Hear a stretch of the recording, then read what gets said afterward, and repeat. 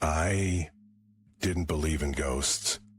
Not until I spent a night at Jrtc Fort Polk. And trust me, after what happened, I'll never step foot on that base again. You're telling me you've never heard the stories? The ones about the soldiers who went missing during training? That's what my buddy said to me the night before we shipped out. We were sitting in the barracks, packing our gear, when he dropped that bomb. They say it's not just the enemy you're fighting out there. There's something else. Something older. I laughed it off. Ghost stories, that's all they were. But the way he said it, his voice low, his eyes darting to the shadows, it stuck with me. Just don't wander off alone, stick to the squad. Fast forward to day 3 of training. We were deep in the woods, miles from base camp. The sun was setting and the trees were casting long, jagged shadows across the ground. That's when I heard it. Help. A voice, faint but clear, a woman's voice. Please, help me. I froze. My squad was ahead of me, but they didn't stop. They didn't hear it. Hey, you coming or what? I turned to my buddy, but he was already moving, following the rest of the squad. Don't leave me. The voice was closer now. I couldn't help it. I stepped off the path, pushing through the underbrush. What are you doing? Stay with the group. I ignored him. The voice was pulling me in, like a magnet. Over here. I followed it. Deeper into the woods, the trees grew thicker, the shadows darker. And then, I saw her. Thank you. She was standing in a clearing, her back to me. Long, dark hair, a tattered dress. I've been waiting for you. My heart was pounding. This wasn't right. This wasn't part of the training. Hey, where the hell are you? My buddy's voice snapped me out of it.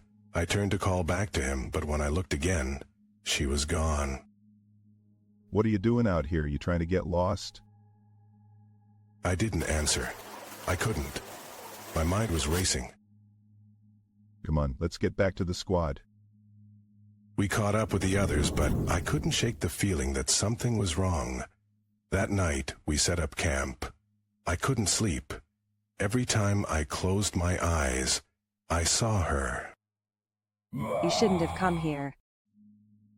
Her voice was in my head now, whispering, taunting. They'll find you. I sat up, sweating. The fire was dying, and the woods were silent. Too silent. You okay? My buddy was sitting across from me, his face pale in the dim light. You look like you've seen a ghost. I didn't answer. I didn't have to. He knew. You saw her, didn't you? I nodded. I told you not to wander off. He leaned in closer, his voice dropping to a whisper. They say she's been here for decades, a nurse who died during a training exercise. They never found her body. I felt a chill run down my spine. She lures soldiers into the woods and they never come back. Well, we'd sleep the rest of the night. The next morning we packed up and moved out. But the further we went, the more I felt like we were being watched. You can't escape. Her voice was back, louder this time. You're mine now. I tried to ignore it, but it was getting harder. The woods seemed to close in around us, the trees twisting into grotesque shapes. Stay close. Don't fall behind. My buddy's voice was tense. He could feel it too. We're being hunted. The words sent a shiver through me. Oh, mine. The voice was right behind me now. I spun around, but there was nothing there. Keep moving. We pushed on, but the woods seemed endless. The sun was setting again, and the shadows were growing longer. You'll never leave. Her voice was everywhere now, echoing through the trees. We need to get out of here, now. We broke into a run, but the woods seemed to shift around us, the path disappearing. You're mine. I could feel her breath on my neck, cold and damp. Don't stop. We ran until we couldn't run anymore, and then we saw it. A clearing, but it wasn't the same one from before. Welcome home. She was there, standing in the center of the clearing. Her face was pale, her eyes black as coal. Don't look at her. My buddy grabbed my arm, pulling me back. We need to go, now. But I couldn't move. Her eyes were locked on mine, and I felt myself being pulled toward her. Come to me. My buddy's grip tightened. Fight it. I tried, but it was like trying to swim against a current. You're mine. And then, just as I was about to step into the clearing, a gunshot rang out. Move. My buddy had fired into the air, breaking the spell. I stumbled back and we ran. You can't escape. Her voice followed us, but we didn't stop. We ran until we reached the edge of the woods, collapsing onto the dirt road. We made it.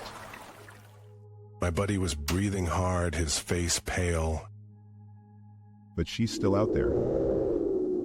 I didn't need him to tell me. I could still feel her, watching, waiting. I'll find you. Her voice was faint now, but it was there. Let's get out of here. We did, but even now, miles away from Fort Polk, I can still hear her. You're mine. And I know she's right. You'll never escape. I didn't believe in ghosts. Not until I spent a night at Jrtc Fort Polk. And now, I believe in nothing else. I'll find you. She will, and when she does, I won't be able to run. You're mine. Forever.